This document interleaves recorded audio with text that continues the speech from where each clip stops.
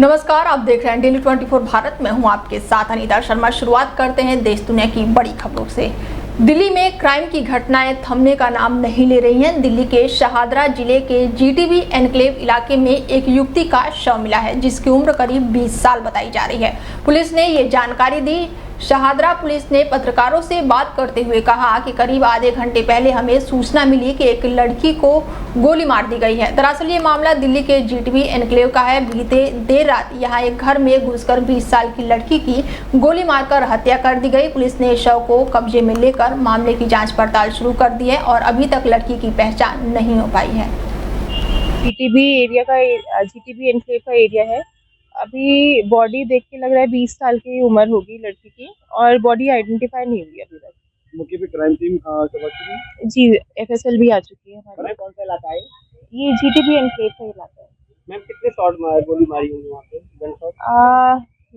Main तो postmortem के बाद ही पता चलेगा, लेकिन 2 गोलियां दिख रही है। उम्र कितनी होगी मैम लड़की की? अराउंड 20 साल लग रही है लड़की की उम्र। समय की वारदात है। ये अभी आधे पौने घंटे की पहले की कॉल है।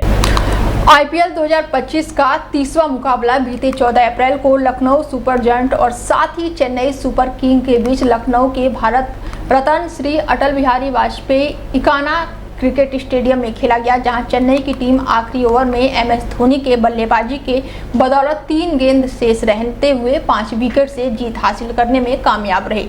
मैच के दौरान माही ने एक बड़ी उपलब्धि भी हासिल की। वो आईपीएल के इतिहास में मैन ऑफ द मैच का पुरस्कार पाने वाले सबसे उम्रदराज खिलाड़ी बन गए हैं। बात करें पिछले मुकाबले में धोनी ने प्रदर्शन के बारे में तो लक्ष्य का पिछला कारण हुए टीम के लिए 7वें क्रम पर बल्लेबाजी करने के लिए आए थे और इस दौरान उन्होंने कुल 11 गेंदों का सामना किया। बता दें कि महेंद्र सिंह धोनी का ये आईपीएल में 18वां player of the match award रहा और इस तरह उन्होंने विराट कोहली की बराबरी कर ली है। विराट और धोनी से ज्यादा आईपीएल में प्लेयर ऑफ द अवार्ड जीतने वाले भारतीय खिलाड़ी एकमात्र रोहित शर्मा है। धोनी ने अपने सारे player of the match award IPL में बतौर कप्तान ही जीते हैं। लखनऊ सुपर जायंट के खिलाफ प्लेयर ऑफ द मैच बनकर धोनी ने एक रिकॉर्ड भी बना लिया है। वो आईपीएल में इस अवार्ड के जीतने वाले सबसे उम्रदराज के खिलाड़ी बन गए। प्रधानमंत्री नरेंद्र मोदी ने बीते दिनों हरियाणा के यमुनानगर में रामपाल कश्यप नाम के शख्स को खुद अपने हाथों से जूता पहनाया। रामपाल कश्यप ने 14 साल पहले कसम खाई थी कि नरेंद्र मोदी के प्रधानमंत्री बनने तक वो जूते नहीं पहनेंगे, जिसके बाद वो प्रधानमंत्री मोदी से मिले। पीएम ने उन्हें जूते पहनाए। रामपाल कश्यप मूल रूप से हरियाणा के कैथल जिले के रहने वाले हैं। उन्होंने साल 2011 में एक प्रतिज्ञा ली थी। उनका मानना था कि नरेंद्र मोदी जैसा नेता ही देश का भाग्य बदल सकता है। इसीलिए उन्होंने संकल्प लिया और जब तक नरेंद्र मोदी प्रधानमंत्री नहीं बनेंगे और वो इसके बाद जब तक उनसे नहीं मिलेंगे तब तक वो नंगे पांव ही रहेंगे। वो ना तो चप्पल और ना ही जूते पहनेंगे। वहीं प्रधानमंत्री नरेंद्र मोदी से इस मुलाकात का वीडियो भी ट्वीट करते हुए पीएम मोदी ने शेयर किया है और उन्होंने एक्स पर लिखा है कि हरियाणा के यमुनानगर में आज कैथल के राज्यपाल रामपाल कश्यप जी से मिलने का सौभाग्य मिला। उन्होंने 14 साल पहले एक संकल्प लिया था कि मोदी जब तक प्रधानमंत्री नहीं बन जाते मैं उनसे मिल नहीं लेता तब तक जूते नहीं पहनूंगा और मुझे आज उनको जूते पहनाने का अवसर मिला। मैं एक साथ सभी साथियों की भावनाओं का सम्मान करता हूं, परंतु मेरा आग्रह है कि वो इस तरह के प्रण लेने के बजाय किसी सामाजिक अथवा देशहित के कार्य का प्रण लें। वहीं प्रधानमंत्री मोदी ने जब कांग्रेस को सत्ता का संकट दिखा, उन्होंने संविधान को कुचल दिया। कांग्रेस ने आपातकाल में संविधान की स्पिरिट को कुचला ताकि जैसे तैसे सत्ता बनी रहे। संविधान की भावना है कि सबके लिए एक जैसी नागरिक संहिता हो, जिसे मैं कहता हूं सेक्युलर सिविल कोड। लेकिन कांग्रेस ने इसे कभी लागू नहीं किया। उत्तराखंड में भाजपा सरकार आने के बाद सेक्युलर सिविल कोड, समान नागरिकता संहिता ये लागू हुई, डंकी की चोट पर लागू हुई। और देश का दुर्भाग्य देखिए, संविधान को जेब में लेकर के बैठे हुए लोग, संविधान पर बैठ गए हुए लोग। उत्तर प्रदेश के राजधानी लखनऊ के लोक बंधु अस्पताल में देर रात आग लग गई, जिससे लोग दहशत में आ गए। आग लगने के सेकंड फ्लोर पर बने महिला वार्ड और साथ ही आईसीयू में ये भीषण आग लगी, जिससे पूरे फ्लोर में धुआं फैल गया। लेकिन फायर ब्रिगेड की तत्परता से अस्पताल कर्मचारी और प्रशासनिक अधिकारियों के मैनेजमेंट से तत्काल 200 मरीजों को बाहर निकाला गया और उन्हें दूसरे अस्पताल में शिफ्ट किया गया। अस्पताल में लगी आग के दौरान के वीडियो भी सामने आने लगे हैं, जिसे देखकर आप खुद अंदाजा लगा सकते हैं कि कैसे मरीजों की जान बचाई गई। तो वहीं आग लगने की वजह शॉर्ट सर्किट बताई जा रही है। आग की लपटें इतनी तेज थी कि अस्पताल में चारों तरफ धुआं भर गया, हर तरफ चीख पुकार मच गई और इसी बीच अस्पताल कर्मियों ने बिजली काट दी। इससे हर तरफ अंधेरा फैल गया। इससे मरीजों को बाहर निकालने में दिक्कत भी हुई। उप मुख्यमंत्री ब्रजेश पाठक जानकारी मिलते ही लोक बंधु अस्पताल पहुंचे और उन्होंने स्वास्थ्य विभाग के अधिकारियों और जिला अधिकारी से पूरी जानकारी ली। आज रात्रि लगभग 10 बजे थाना कृष्णानगर को यह सूचना मिली कि उसके अंतर्गत पड़ने वाले लोक बंधु अस्पताल में आग लग गई है। इसमें तत्काल ही पर्याप्त मात्रा में फायर टेंडर, सिविल पुलिस एवं एम्बुलेंसेस पहुंच गई।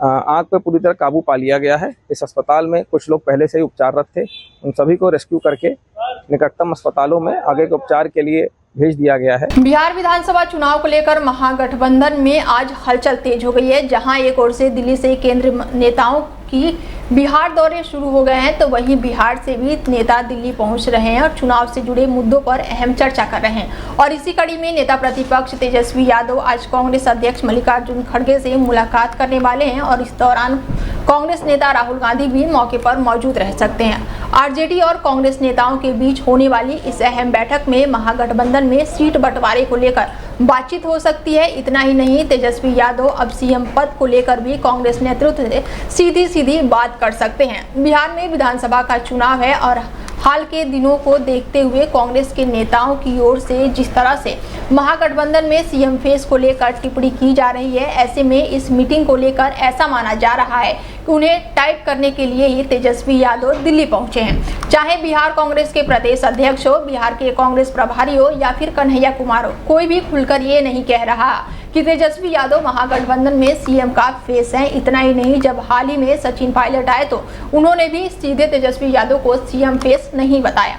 कांग्रेस के कई नेताओं ने तो प्रदेश अध्यक्ष को ही सीएम बनाने की मांग कर दी है। और इतना ही नहीं, महागठबंधन में सीट शेयरिंग भी अहम मुद्दा है। 2020 के चुनाव में कांग्रेस 70 सीटों पर लड़ी थी और ऐसे में लगातार बिहार में कांग्रेस नेता इसकी मांग करने में जुट गए हैं कि इस बार सीटों की संख्या बढ़नी चाहिए। ऐसे में ये भी एक मामला है जिस पर तेजस्वी यादव बात कर सकते हैं। दिल्ली की रेखा गुप्ता सरकार राजधानी के लोगों के लिए कई नए सौगात लेकर आ रही है और आज होने वाली दिल्ली कैबिनेट की बैठक में कुछ बड़े फैसलों पर मुहर लग सकती है। दिल्ली सब्सिडी, बिजली सब्सिडी के अलावा नई इलेक्ट्रिक व्हीकल पॉलिसी और महिलाओं के लिए खास तोहफे पर चर्चा होने वाली है। कुछ समय से चर्चा थी कि दिल्ली में मिलने वाली फ्री बिजली की योजना को बंद किया जा सकता है, लेकिन अब खबर आ रही है कि ये स्कीम जैसे चल रही थी वैसे ही चलती रहेगी।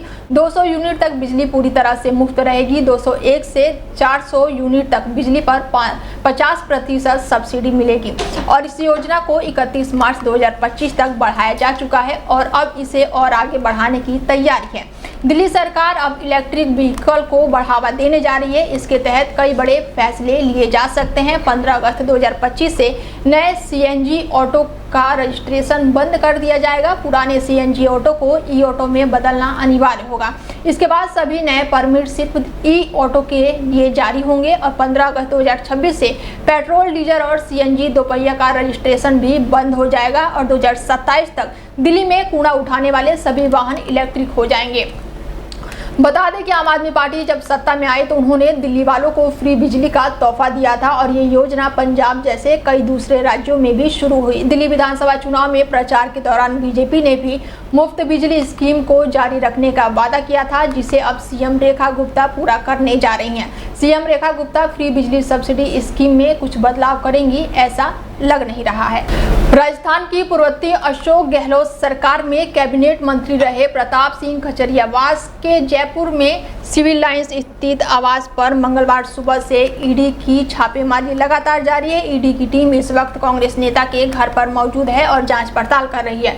इस रेड के पीछे की वजह अभी सामने नहीं आई है, लेकिन राजस्थान की राजधानी में इस कार्रवाई से हड़कंप मचा हुआ है। कांग्रेस के नेताओं की अलग अलग प्रतिक्रिया भी अब सामने आने लगी है। जानकारी के मुताबिक प्रताप सिंह इस मकान में अपने बड़े भाई करण सिंह के साथ रहते हैं। ईडी की रेड की जानकारी मिलते ही कांग्रेस नेता के समर्थक उनके घर के लिए रवाना हो गए। ईडी ने ये कार्रवाई चिट फंड मामले में की है और यहाँ पर 50,000 करोड़ के निवेश से ये मामला जुड़ा हुआ है, जिसमें प्रताप सिंह की भूमिका बताई जा रही है। और इस संबंध में प्रताप सिंह के पहले भी मिली ईडी के समन मिल चुका है और घर पर ईडी की कार्रवाई भी लगातार अब जारी है। आप जानते हैं ये पॉलिटिकल फैमिलीज हैं, पहले भी ईडी कर चुकी है, अब ईडी तो बहुत जगह कर रही है पूरे देश में, तो ईडी अपना काम करेगी, हम अपना, मुझे कोई डर नहीं है, ईडी का भी जवाब देंगे। लेकिन मैं ये मानता हूं कि भाजपा सरकार को ईडी के जरिए पॉलिटिक्स नहीं करनी चाहिए। आज आप जो भी कोई बोलेगा, ये भजनलाल शर्मा और इनकी सरकार ये समझ रही है ना कि प्रताप सिंह डर जाएगा। प्रताप सिंह खाचरियावास ना आज डरा है ना कल डरा है। मुझे इन सरकारों का इलाज करना आता है। फिर कह रहा हूं कि बीजेपी सरकार कान खोल के सुन ले, ईडी भेज दे, इनकम टैक्स भेज दे, कुछ भी भेज दे। समाजवादी पार्टी के राज्यसभा सांसद रामजी लाल सुमन राणा सांगे को लेकर जो विवाद दिया था, गलती होगा। समाजवादी पार्टी के राज्यसभा सांसद रामजी लाल सुमन राणा सांगे को लेकर जो विवादित बयान दिया था, उसका मामला अभी ठंडा ही नहीं हो पाया था और अब उन्होंने एक और विवाद खड़ा कर दिया है। अंबेडकर जयंती के मौके पर समाजवादी पार्टी के कार्यालय में आयोजन किए गए कार्यक्रम में रामजी लाल सुमन ने मंदिर के नीचे बौद्ध मठ होने की बात कही है। उन्होंने कहा है कि गड़े मुर्दे नहीं उखाड़ने चाहिए। रामजी लाल सुमन ने सपा कार्यालय में कार्यक्रम के दौरान अपने संबोधन में फिर से बड़ा बयान दे दिया है। उन्होंने कहा कि अगर कहेंगे कि मुसलमान में बाबर का डीएनए है तो तुम में किसका डीएनए है। इस दौरान रामजी लाल सुमन ने करणी सेना पर भी हमला बोला। उन्होंने कहा कि हमने 3 सेनाएं सुनी थी, वायुसेना, थल सेना और नौसेना। हमारे बीच अब ये नई सेना पैदा हो गई है। बता दें कि रामजी लाल सुमन के राणा सांगे वाले बयान पर काफी विवाद हो चुका है और करणी सेना ने उनके घर पर तोड़फोड़ के अलावा आगरा में एक बड़ा विरोध प्रदर्शन भी किया। तो दूसरी ओर इस मुद्दे पर समाजवादी पार्टी के अध्यक्ष अखिलेश यादव अपने सांसद के समर्थन में लगातार खड़े नजर आ रहे हैं। जहाँ मुसलमानों से ज्यादा हिंदुओं की तादाद होती जाने वालों, मुगलों के आने से पहले पर नहीं कहा जाए इसके नीचे नहीं मंदिर है। बाबा साहब डॉक्टर अम्बेडकर को जो मानते हैं उससे मैं कहना चाहूंगा, मोहल्लों में एक प्रचार कर देना तो बड़ा खतरनाक मामला है। अगर तुम ये कहोगे कि हर मस्जिद के नीचे एक मंदिर है, तो फिर हमें ये कहना पड़ेगा कि हर मंदिर के नीचे एक बौद्ध मठ है और तुम उन्हें बड़े मुद्दे मत उखाड़ो, करके बड़े उखाड़ोगे भारी पड़ जाएगा। अभी बहुत गया में आंदोलन चल रहा है, क्या बात का आंदोलन चल रहा है। वक्फ का कानून हमारे देश में आया और कहा गया 3 हिंदुओं के नुमाइंदे भी वक्फ में रहेंगे। जैन धर्म है, सनातन धर्म है। अगर कोई ट्रस्ट बनता है किसी मजहब का, धर्म का, तो उसी मजहब के लोग उसमें रहते हैं। वक्फ में 3 सनातनी रहेंगे, क्यों रहेंगे? वक्फ तो इस्लाम को मानने वालों का है। बहुत गया में क्या आंदोलन